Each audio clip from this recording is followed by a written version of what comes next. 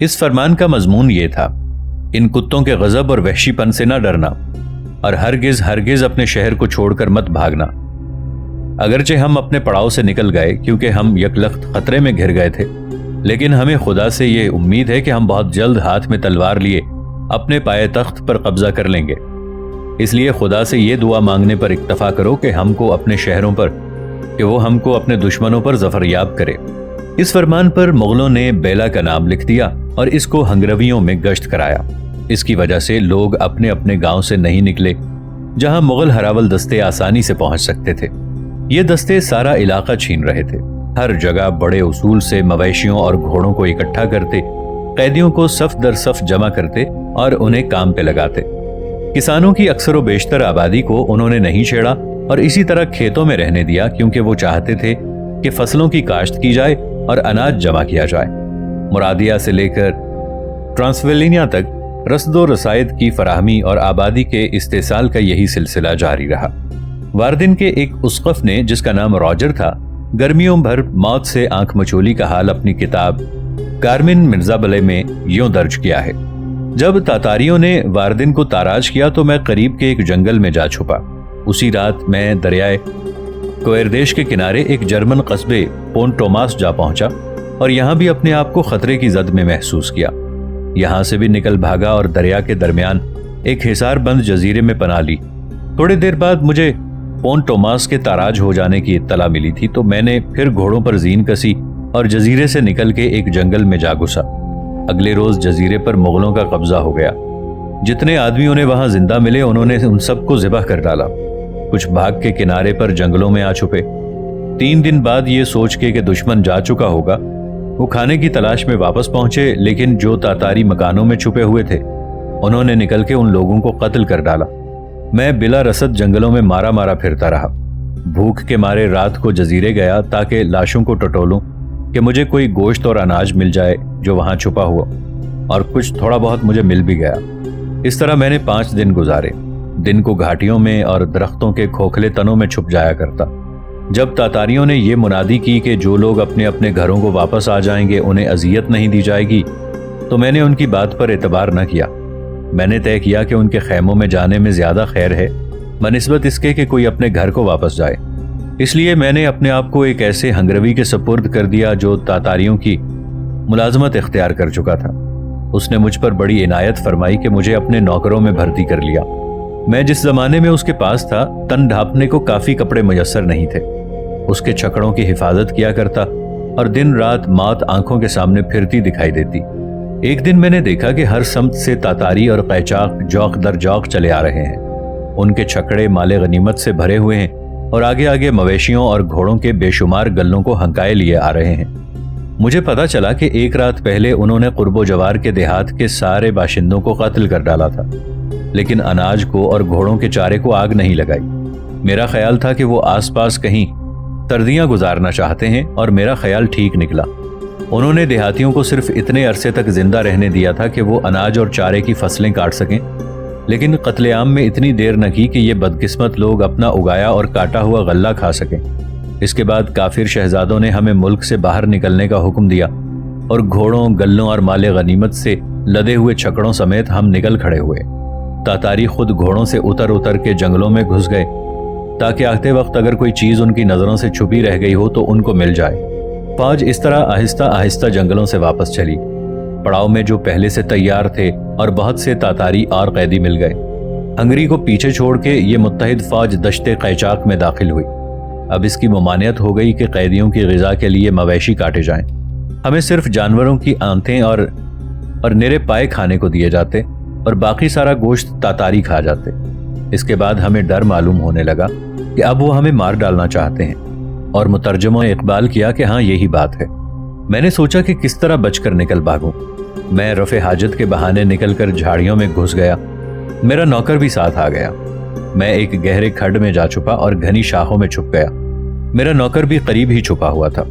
इस तरह हम 2 दिन तक छुपे रहे, गोया ताबूतों में हैं। नाजरीन, आगे बढ़ने से पहले कमेंट सेक्शन में हमें अपनी आरा से जरूर आगाह कीजिएगा कि आपको हमारी ये सीरीज कैसी लग रही है। आइंदा आने वाली इक़्तिसाद से बाखबर रहने के लिए हमारे चैनल को सब्सक्राइब कर लें और साथ मौजूद बेल आइकॉन को जरूर क्लिक कर लें। शुक्रिया। 2 दिन तक हमें जुम्बिश करने की हिम्मत ना हुई। हम तातारियों के करख्त नारे सुनते जो जंगल में मवेशियों और छुपे हुए कैदियों को तलाश करते फिरते थे। बिलाखिर भूख से बेताब होके हम अपनी जाय पनाह से निकल पड़े। फौरन ही हमें एक आदमी नजर आया। मारे डर के हमने भागना शुरू किया। वो दूसरी समत भागने लगा। हम में से किसी के पास हथियार नहीं थे। एक दूसरे को देखकर हम ठहर गए। इशारा किया कि हम दूसरे आदमी से बात करना चाहते हैं। इसके बाद हमने एक दूसरे से तल्ख तजर्बे दोहराए और मशवरा किया कि अब क्या करना चाहिए। हमने खुदा पर भरोसा करके अपने दिलों को ढारस दी और जंगल के किनारे पहुंच के एक ऊंचे से दरख्त पर हम चढ़ गए। हमने देखा कि खुला इलाका जो तातारियों के आने से पहले आबाद था अब वीरान है। हम उस वीराने के पार चलते और कलीसाओं की घंटियों के मीनारों से अपना रास्ता तलाश करते रहे। वीरान देहातों में अगर कहीं हमें लहसुन या प्याज मिल जाता तो हम बहुत खुश होते, वरना महज जड़ी बूटियों पर हमारा गुजारा था। जंगल से निकलने के 8वें रोज हम आल्बा आ पहुंचे। यहाँ हम इंसानों की हड्डियों और ढांचों और महल और गिरजाओं और दीवारों पर ईसाइयों के खून के धब्बों के सिवा कुछ भी नहीं देख सकते थे। यहाँ से 1000 कदम के फासले पर देहात का वो मस्कन था जो फराता कहलाता था और जो जंगल के किनारे वाक़ था। जंगल के अंदर 4 मील के फासले पर हम एक पहाड़ पर पहुंचे जिसमें बहुत से पनाहगुज़ीन औरतें और मर्द जमा थे। हमें देखकर वो बहुत खुश हुए। उनकी आंखों में खुशी के आंसू उमड़ आए और उन्होंने हमसे उन खतरों का हाल पूछना शुरू किया जिनसे गुजरकर हम यहाँ तक पहुंचे थे। उन्होंने हमें खाने के लिए कुछ काली सी रोटी दी जो आटे की थी और जिसमें जायके के लिए कुत्ते का गोश्त मिलाया हुआ था, लेकिन जो उस वक्त हमें दुनिया की लजीज तरीन ग़िज़ा मालूम हुई। हम उस मकाम पर महीना भर ठहरे और यहाँ से बाहर निकलने की जुर्रत न की, लेकिन अक्सर हम किसी न किसी को भेज के मालूम करते कि और कहाँ कहाँ लोग छुपे हुए हैं और तातारी मुल्क में कहीं रह तो नहीं गए, क्योंकि हमें ये खौफ मुसलसल लगा रहता कि तातारियों की पसपाई महज एक बहाना है और वो फिर वापस आके उन लोगों को कत्ल कर डालेंगे जो पहले उनकी बहन में जुल्म सितम से बच गए हैं। ग़िज़ा की हाजत से मजबूर होकर हमें उन गाँव को जाना पड़ता जहाँ पहले कभी आबादी न थी, लेकिन अब हम जाय पनाह नहीं छोड़ते थे। उस वक्त तक हम यहाँ से ना निकले जब तक कि हमारा बेला वापस ना आ गया। रॉजर की कहानी इस यूरिस से बचे हुए 50,000 पनाहगुज़ीनों की कहानी है। रफ्ता रफ्ता ये लोग जिनकी ताकत बोझ उठाते उठाते सलब हो चुकी थी, बिल्कुल नाउम्मीद हो गए। अब उन्हें मुकावमत ला हासिल मालूम होती थी। बजाय इसके एक नया धुंधला और खौफनाक सा आसरा नजर आने लगा कि इन काफिरों की गुलामी में शायद उनकी जान बच जाए। खुद रॉजर का बयान है कि जब वो आबाद बस्तियों को वापस आया तो उसे अदरास के साथी पनाहगुज़ीनों को अमन और झगड़ों के तस्फिये के लिए अदालत का आराम मयस्सर हुआ। दूसरे सहीफा निगार इसकी तस्दीक करते हैं कि हंगरी लोग बाजार में अपनी लड़कियां ला ला के बेचते और उनके एवज मवेशी खरीदते। मुगलों को हंगरी की लड़कियां बड़ी दिलकश मालूम होती और ये सूरत और जिस्म में उनकी अपनी औरतों से मिलती जुलती थीं। मुगल दारोगची अपने काम में लगे हुए थे। मर्दमशुमारी करने वाले हंगरी के ज़राए व वसाइल को कलमबंद कर रहे थे। रूस की तरह हंगरी का मैदान भी इन दश्त के साकिनों का वतन बनने वाला था। बलगारियों और कैचाकों को उर्दू में भर्ती किया जा रहा था और इसी तरह कफकाज के गर्जिस्तानों और आर्मीनियों के मुगल सिक्के बाजारों में राइज थे। अहले हंगरी भी अपने अजीबो गरीब आकाओं से वाकिफ होने लगे थे। उन्हें एहसास हुआ कि अहले हुनर, खासतर फनकार और सुनारों को मशरिक में एक जगह भेजा जा रहा है जिसका नाम कराकोरम है, और वहीं मफतूहा खजाने भी रवाना किए जा रहे हैं। ज्यादा हसीन लड़कियां रंडियां बन के खूब कमा रही हैं। अब मुगलों ने कलीसाओं को मुनहदिम करना छोड़ दिया।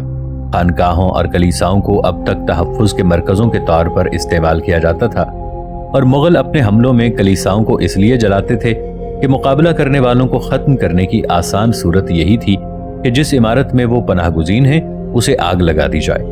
इसमें कोई शक नहीं कि ईसाई सिपा सालारों को अजीब तरह से कत्ल किया जाता था। समूर के कपड़ों में उनका मुंह लपेट के उनका दम घोंट दिया जाता था, लेकिन इसकी वजह महज ये थी कि अहले दश्त किसी बहादुर का खून नहीं बहाना चाहते थे। इस तरह से मार देने से अगले जन्म में वो उनकी खिदमत के लिए पैदा हो जाता। बातों के हुक्म से इन तमाम ईसाइयों के सीधे कान काट लिए गए जो लेग तंत्र के मुहासरे में काम आ गए थे।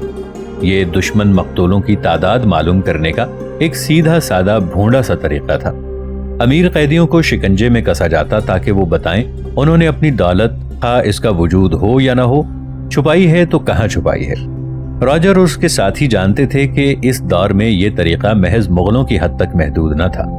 ہنگرویوں پر رفتہ رفتہ یہ واضح ہونے لگا تھا کہ اگر وہ حملہ آوروں کو پابندی سے محصول ادا کرتے رہیں، مغلوں کے ایجنٹ اس تاوان کو ادا کرنے کے لیے جو آمدنی کا 10% ہوتا انہیں سکے ادا کرتے تھے، اور بیگار کے کام کو اچھی طرح کرتے رہیں تو اگر کامل تحفظ سے نہیں تو کم از کم امن سے زندہ بچ رہنے کے قابل ہوں گے۔ مغرب کے لوگوں کے لیے یہ خانہ بدوشوں کے امن کا پہلا تجربہ تھا، جس میں خان کی رعایا کے ایک گروہ کو کسی اور گروہ سے لڑنے بھڑنے کی ممانعت تھی۔ راجر اور اس کے ساتھیوں کی آنکھوں نے جو نقشے دیکھے تھے، ان کے بعد وہ احکامات کی تعمیل کے لیے بالکل آمادہ تھے۔ آپس میں وہ سرگوشی کرتے کہ اگر اطاعت کرتے رہے تو جان بچ جائے گی۔ پولینڈ اور جرمنی کے باشندوں کو یہ چین بھی نصیب نہ ہوا۔ مغلوں کا قاعدہ تھا کہ جس علاقے کو وہ فتح کرتے اس کی ہر کارآمد چیز کو باقی رکھتے، بشمول گاڑیوں اور انسانوں کے، لیکن اس کے بعد کا علاقہ جہاں ان کے خلاف مزاحمت ہو جاتی وہاں وہ زندگی کو نیست و نابود کر ڈالتے۔ اس طرح وہ اپنی سرحد کے کنارے کنارے ایک مصنوعی ویرانہ بنا دیتے۔ اس ویران علاقے میں اتنی سکت نہ ہوتی کہ کسی ایسی فوج کی رسد کا بار اٹھا سکے جو ان پر یورش کرنے کے لیے آگے بڑھ سکے۔ ہنگری والوں کو اس کا اندازہ تو نہ تھا، لیکن ان پر مغلوں کی غلامی کا جوا مسلط کیا جا رہا تھا، اور جو علاقہ ویران ہونے والا تھا اور ان کے عین مشرق میں ڈینیوب کے اس پار کا علاقہ تھا۔ یہ ایک عجیب قابوگری تھی۔ اس کی بنیاد خانہ بدوشوں کی جبلت پر تھی کہ اپنے آپ کو دنیا کی نامعلوم طاقتوں کے غلبے میں محفوظ رکھیں۔ یہ ایک نسل پہلے کے ساکنان دشت ہر ایسی چیز پر قابو پا رہے تھے جو ان کے کام آ سکے، اور وہ اپنے گھر کی طرف اسے لیے جا رہے تھے، جیسے اود بلاؤ اپنی دیوار کی طرف لکڑیاں گھسیٹ لے جاتے ہیں، نالی، سونا یا چمکتے ہوئے جواہرات نہیں۔ یہ لوگ اپنے ساتھ یورپ کے بہترین بنے ہوئے کپڑے، بہترین لوہا اور پڑھے لکھے آدمیوں کے دماغ لیے جا رہے تھے، اور دعائیں مانگتے تھے کہ جو اہل ہنر مر چکے ہیں ان کی روحیں ان میں حلول کر جائیں۔ ساکنان دشت بڑی ضد سے بہت بے روک ڈوبتے ہوئے سورج کی سمت بڑھتے جا رہے تھے۔ جب مغلوں کے یہاں سے فرڈینینڈ کو ایک خط موصول ہوا کہ ہماری اطاعت کرو، تو وہ ہنسا اور کہنے لگا، میں کم از کم اس قابل تو ہوں کہ خانِ اعظم کے شہبازوں کی حفاظت کی نوکری کر سکوں۔ ڈینیوب پر برف۔ خزاں کے ختم پر وسط یورپ میں برف جمنے لگی۔ برف سے پہاڑوں کے راستے بند ہونے لگے۔ کھلیانوں میں سائے میں ڈھیروں غلہ جمع تھا، اور صوبودائی سرما کی یلغار کے لیے بالکل تیار تھا۔ روس کی طرح یہاں بھی اس نے سرما کو حملے کے لیے انتخاب کیا، کیونکہ بڑے بڑے دریا منجمد ہو جاتے ہیں اور برف پر سے آسانی سے عبور ہو سکتے ہیں۔ پھر سرما کی وجہ سے دشمنوں کی فوجیں جمع کرنے کا موقع نہیں ملتا۔ لیکن وہ مغرب پر نظریں جمائے بہت آہستہ آہستہ بڑھا۔ معلوم ہوتا تھا یہاں اس کے مقابلے کے لیے کہیں فوجیں جمع نہ تھیں۔ کم سے کم بلا مزاحمت اس نے ڈینیوب پر قبضہ کر لیا تھا۔ وہ حیران ہوا اور اس وجہ سے محتاط بھی ہو گیا۔ اس نے 2 لشکر الگ الگ روانہ کیے، ایک شمال میں باتو خان کی سرکردگی میں، دوسرا نوجوان تومان باشی قدان کی سرکردگی میں۔ یہ وہی تھا جس نے اس موسم بہار میں روڈان میں 600 شراب کے متوالے جرمنوں کا استحصال کیا تھا۔ یہ دیکھ کے کہ ڈینیوب پر برف جمی ہوئی ہے، باتو خان نے امتحان کرنا چاہا کہ برف کتنی سخت ہے، لیکن اس میں اس نے اپنے آدمیوں کی جانیں خطرے میں نہیں ڈالی۔ اس کے ہراول نے مویشیوں کے ایک بڑے گلے کو دریا کے کنارے تک ہانک دیا اور خود پیچھے ہٹ گئے۔ مویشیوں کو وہیں رہنے دیا۔ 2 دن بعد دوسرے ساحل کے یورپی لوگوں نے ہمت کر کے دریا پار کیا اور مویشیوں کو اپنی طرف ہنکا کر لے گئے۔ مغل چوکیدار بلندیوں سے یہ سب کچھ دیکھ رہے تھے، اور انہوں نے دیکھا کہ برف اتنی گہری اور سخت ہے کہ یہ پورا جم غفیر آسانی سے اس پر سے چل کے دریا پار کر گیا۔ اس پر مغل سواروں نے دریا پار کیا۔ اتفاق سے وہ دن کرسمس کا دن تھا۔ وہ گران کے عظیم شہر کی طرف بڑھے، جہاں بجائے شہر کا تخلیہ کرنے کے فرانسیسی اور لمبارڈی تاجر شہریوں کے ساتھ کاٹ کی فصیل کے اندر جمع ہو گئے۔ مغل انجینئروں نے 30 منجنیقیں نصب کر کے فصیل میں رخنا ڈالا، اور ابھی وہاں کے شہریوں کو اس کا احساس بھی نہ ہونے پایا تھا کہ قلعے کا محاصرہ ہو رہا ہے کہ اتنے میں گران کا قلعہ سر بھی ہو گیا۔ تاجروں نے اپنے لکڑی کے گوداموں میں آگ لگا دی۔ کارآمد مال کے اس طرح ضائع ہونے پر غصے ہو کر مغلوں نے ان تاجروں کو ہلکی ہلکی آنچ پر بھوننا شروع کیا کہ وہ جلدی سے بتا دیں کہ انہوں نے اپنا بقیہ مال متا کہاں چھپایا ہے۔ 300 اعلیٰ خاندان آسٹروی اور ہنگروی عورتیں ایک ہی عمارت میں جمع کی گئیں۔ انہوں نے اپنی درباری ملبوسات پہنے اور منت کی کہ ہمیں باتو خان کے پاس لے چلو۔ اس سے انہوں نے التجا کی کہ ہم اس کے لیے تیار ہیں کہ ہمیں مغلوں کی لونڈیاں بنا کر اپنے پاس رکھو۔ اس کی بجائے باتو خان نے حکم دیا کہ انہیں برہنہ کر کے قتل کر دیا جائے۔ ان کے بیش قیمت کپڑے جن پر خون کے دھبے نہ لگنے پائے تھے احتیاط سے سنبھال کر رکھ لیے گئے۔ ایک دستہ ٹیرول کے کنارے کنارے ہو کر نکلا اور بحیرہ ایڈریاٹک کے آخری سرے پر یودیتے تک جا پہنچا۔ یہاں سے دینس کے جزیرے تھوڑی دور رہ گئے تھے۔ فروری میں مغل پولینڈ میں ایک نئے خط دفاع کے اندر گھس گئے تھے اور دیکھ رہے تھے کہ کن مرکزوں پر مقاومت زیادہ ہو رہی ہے۔ اس درمیان میں قدان ایک بادشاہ کا تعاقب کر رہا تھا۔ مغل جاسوسوں کو پتہ چل گیا تھا کہ ہنگری کا بادشاہ بیلا سایوں کے قتل عام سے زندہ بچ کر نکل گیا تھا۔ مغلوں کے دستور کے مطابق کسی دشمن قوم کے بادشاہ کو زندہ نہیں چھوڑا جا سکتا تھا۔ بادشاہوں کے قتل کی فہرست بہت طویل تھی۔ کرائتوں کے وانگ خان سے لے کر قراختہ کے گوچلوک، زریں، سلطان محمد خوارزم شاہ، سلطان جلال الدین، دولگا کا سردار کوچمان، ریاضان کا رئیس اعظم نوری اور ہنری تک 17۔ ان میں سے بعض کا مہینوں تک تعاقب ہوتا رہا لیکن ان میں سے کوئی زندہ بچنے نہ پایا۔ بیلا کارپتھین پہاڑوں میں اپنی خانقاہ سے نکل کے آسٹریا کے دربار میں جا پہنچا۔ یہاں سے 1242 میں وہ ڈالمیشیا کے ساحل پر جا پہنچا۔ مغل شکاریوں نے سمندر کے کنارے اپنے شکار کو جا لیا لیکن بیلا وہاں سے بھاگ کے ایک جزیرے میں جا چھپا۔ ساحل پر قدان رک گیا کیونکہ اس کے شاہ سوار نے پانی کا ایسا بڑا سمندر نہیں دیکھا تھا۔ ان کے گھوڑے تیر کے اس پار نہیں جا سکتے تھے لیکن اس نے دوسری کشتیاں ضبط کی اور جزیروں میں اس کی تلاش شروع کر دی۔ ڈر کے مارے بیلا ساحل پر آ گیا تھا۔ قدان نے یہاں پھر سے اس کا تعاقب کر کے ساحل کے کنارے کنارے شروع کیا اور ہنگری کے قیدیوں کے ایک دستے کو وہاں متعین کیا کیونکہ وہ اس کے تعاقب میں مزاحمت کر رہا تھا۔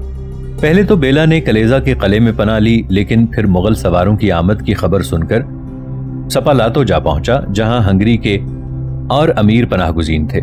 اس مستحکم بندرگاہ سے بھی دہشت کھا کے وہ ٹراؤ بھاگ گیا۔ قدان کا ہراول دستہ کلیزا کے سامنے نمودار ہوا اور گھوڑوں سے اترنے یا قلعے پر حملہ کرنے سے پہلے قلعے پر تیر برسائے لیکن یہ معلوم کر کے کہ اب بیلا اس فصیل میں نہیں ہے، تعاقب کرنے والے ٹراؤ کی طرف روانہ ہوئے۔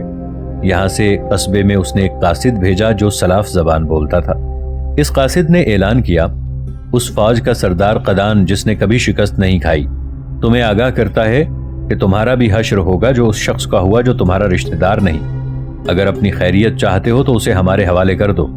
لیکن بیلا نے پھر سمندر پار کا رخ کیا اور ٹراؤ کے باہر ایک چھوٹے سے جزیرے میں پناہ لی تھی جہاں پر مغل اس کا تعاقب نہیں کر سکتے تھے۔ قدان نے جنوب تک ساحل کو تاخت و تاراج کیا۔ جو جہاز بیلا کو اس پار لے گئے تھے طوفان میں گھر کر ساحل پر آ گئے تو قدان کے سپاہیوں نے ان پر حملہ کیا۔ ڈینوب کے اس پار سوبودائی اس انتظار میں کھڑا رہا کہ دشمن کی فوج کی نقل و حرکت کا ذرا بھی اندازہ ہو تو آگے بڑھے۔ لیکن فروری 1242 میں یعنی اس سال کے اختتام پر دنیا کے دوسرے سرے سے بوڑھے مغل جنرل کے پاس ایک قاصد آیا جس سے ساری جنگی کارروائی ختم ہو گئی۔ اس قاصد کے پاس فرمان کی سنہری تختی تھی اور وہ سوبودائی کے پاس یہ پیغام لے کر آیا تھا۔ ایک رات نیلی جھیل کے کنارے 4000 میل کی مسافت پر خاقان اوغدائی نیلی جھیل کے کنارے موسم گرما گزارنے کے محل میں فروکش تھا۔ جھیل کے کنارے آبی پرندے جمع ہو رہے تھے۔ جنگلی مرغابیاں ٹنڈرا کے علاقے سے اپنے گرمائی مسکن کو چھوڑ کر چلاتی ہوئی جنوب کی طرف پرواز کر رہی تھیں۔ بھاری ہواؤں پر ریتلے گراؤز کے دل طوفان کے جھکڑوں کے درمیان گزر جاتے۔ اوغدائی اپنے زرنگار خیمے میں شراب پی رہا تھا۔ پہلی برف باری کے بعد بھی وہ شکار کے لیے جھیل کے کنارے ٹھہرا رہا۔ کبھی کبھی کثرت شراب نوشی کے بعد وہ خاموش اور مدہوش ہو کے لیٹ رہتا، لیکن پرندوں کے ساتھ ساتھ اس نے موسم سرما والے محل کا رخ نہ کیا۔ اس کا بڑا بھائی چغتائی اس کے ساتھ نہ تھا۔ اس جنگلی گھوڑے چغتائی کو اب اپنے بڑھاپے کا احساس ہونے لگا تھا۔ اس کا دل خانہ بدوش تھا۔ وہ وسط ایشیا کے پہاڑوں میں اپنے علاقے میں تھا۔ پہاڑی سلسلوں میں وہ نئی سڑکیں بنا رہا تھا جو 5 شہروں تک بل کھاتی ہوئی جا نکلتی اور جو مختلف مغل علاقوں کو ایک دوسرے سے منسلک کر رہی تھی۔ اس کے کھلیان غلے سے بھرے تھے۔ اس کی رعایا چنگیز خان کی یاسا کی پابند تھی۔ اسے کوئی اور فکر دامنگیر نہ تھی۔ وہ اپنی پہاڑی خیموں کے پاس مصنوعی جھیلیں بنا رہا تھا تاکہ اوغدائی وہاں جمع ہونے والے پرندوں کو دیکھ دیکھ کے لطف اٹھائے۔